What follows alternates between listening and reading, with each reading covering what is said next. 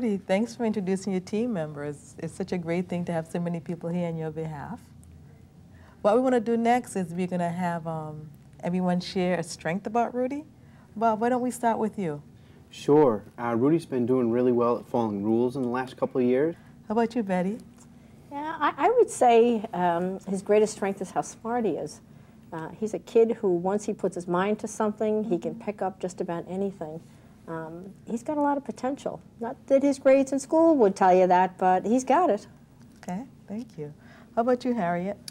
Well, I know Rudy really loves his family, and he knows how important family is and being in touch with his roots. Okay, thank you. And you, Joe? The time I've spent with Rudy working on cars has been Those are some great strengths, Rudy. Everyone had so many good things to say about you.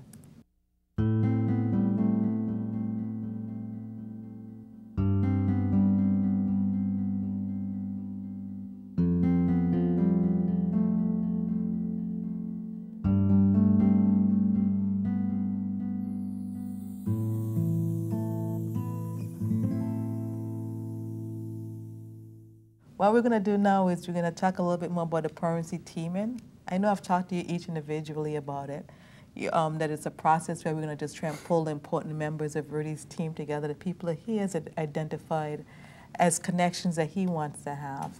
You know, as he's talked about family and what family looks like for him, you are the people that he has identified. So with the permanency teaming process, we're going to be able to plan together and move towards helping Rudy prepare for his future as he goes on into adulthood. We're going to focus on a couple areas: safety, permanency, and well-being as we do this.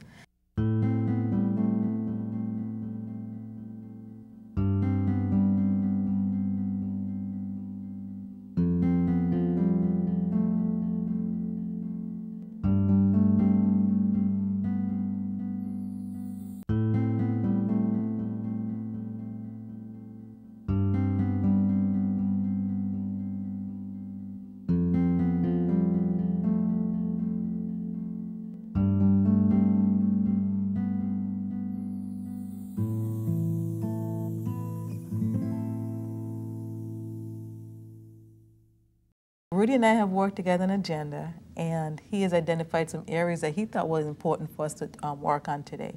Rudy, did you want to talk about the agenda items? Sure. You want me to read it? Sure, go ahead. Okay. Where I will live after age 18. Okay. Supports I will need to be best prepared for adulthood. And the last one? And who family is for me. Okay, so why don't we start with the first one and just talking about where you want to live after age 18. Yeah, well, I thought I was going to be able to move in with my cousin Joe. Okay. But he just told me that he's getting married. Okay. Yeah, I am getting married. I'm engaged, and I know it's been a couple of years since we haven't seen each other or spent any time together. But I really do want to be a part of your life. We've had some great times together, and there's a lot of things we can talk about. So I really look forward to it. It would really make me happy to spend time with you again. Okay. And Rudy, you know, we've talked about how it's really not going to be possible for you to come back and live at the house. But of course, you're still family. We still want you to be part of the family. And I'm really hoping that you can come and, you know, come over for dinner. I'll cook for you, and come over for the holidays. The kids would really like to see you and spend time with them. Okay. And Bob? Rudy, we want you to be part of our family. We feel the same way we do about you as our twins, okay? Rudy, remember when Claudia came over and we were talking, you let us know you didn't feel like you belonged here. We're working on that. We don't know how to make you understand that you are. So Dad and I need to figure that out. Rudy, I think that you should stay with Bob and Betty. You've been doing really well in the home. I've seen a lot of kids age out of the system after 18, and they don't do so well without a family. I just have to chime in here too. Clearly at this point we would agree with that you're doing really well in this foster home, really well with Bob and Betty, and you've really been stable there, and we would want to see that continue. I thought it was supposed to be, this was about me moving into my own apartment. Well, the reality is we're a ways away from that. And right now, Rudy, what we really be looking for, when we look at the guidelines, the ASFA guidelines that we really have to look at, we want to see permanency in your life. We want to see you connected permanently to a family. And we'd be really looking at some adoption right now. I'm already 16. What are we talking about? What is ASFA? ASFA is the federal law that dictates to us, that tells us what we need to do for kids and the timelines we need to really stick to. And you've been in care now for over 2 years. And what we need to do is we need to look at a permanent place for you, Rudy. I don't care about the laws. I'm going to be 18 pretty soon. Why do we care about what federal laws are?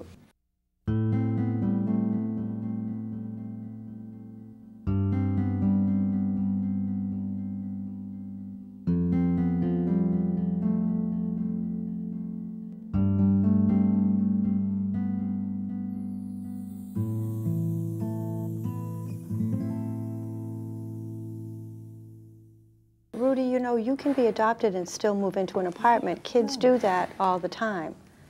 We're just hoping that you're going to find a place where you know you belong, you can keep your family, you can keep Harriet and Joe, but we'll know that you're in a safe and stable place.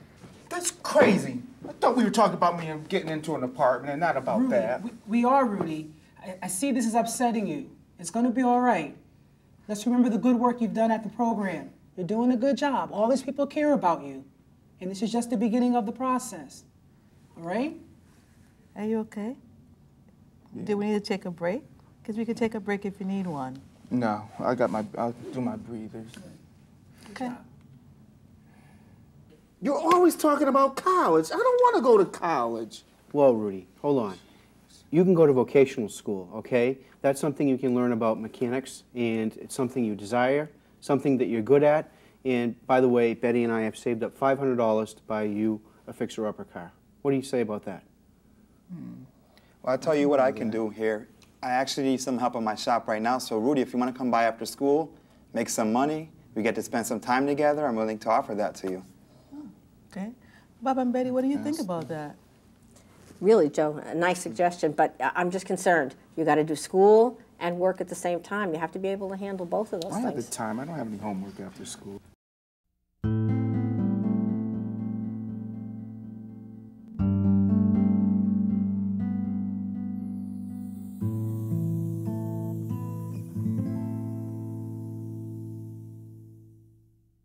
Well, maybe I can offer a suggestion. Rudy, you probably should take this job. Guitars cost a lot of money, and I can help you with that. What do you think about that? That's fine. What about the band, though?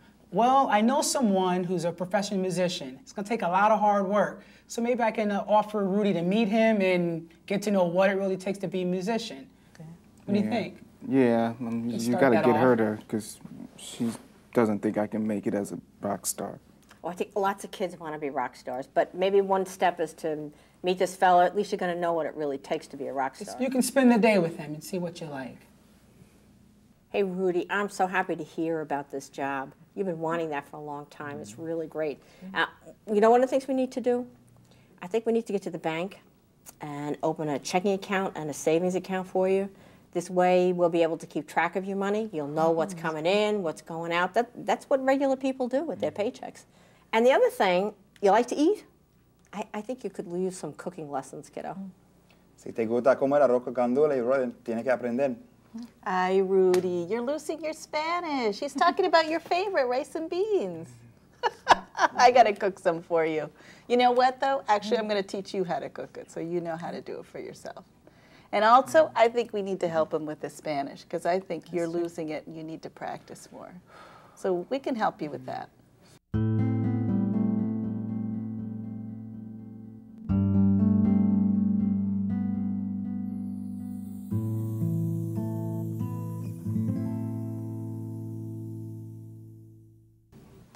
So, Rudy, what do you think about that? Some of it sounds pretty cool, but as long as we work on getting my apartment, my job, and that guitar.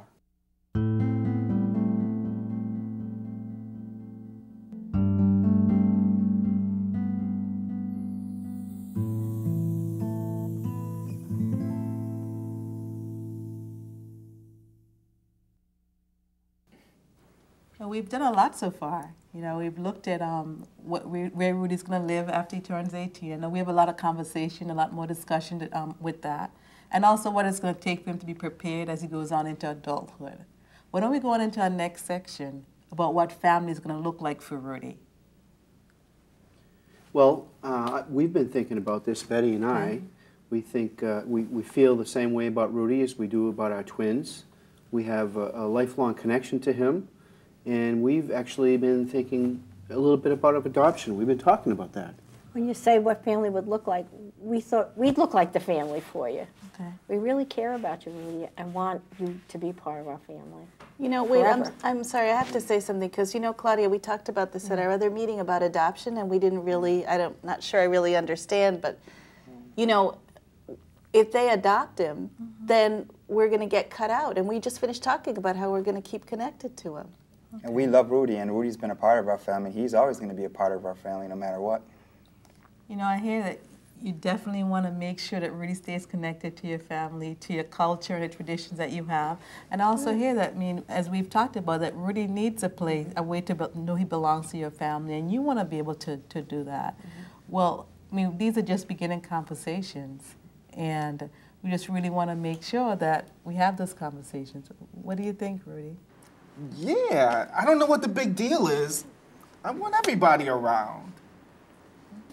You know what, guys? We've done a great job. It has been so awesome that all of us have come together with Rudy to plan, you know.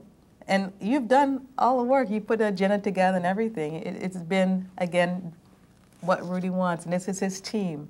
So what we want to do is just spend some time, you know, we'll come back together and talk about this. This is just a beginning conversation. We've talked about a lot of things, and we want to have more conversations about that.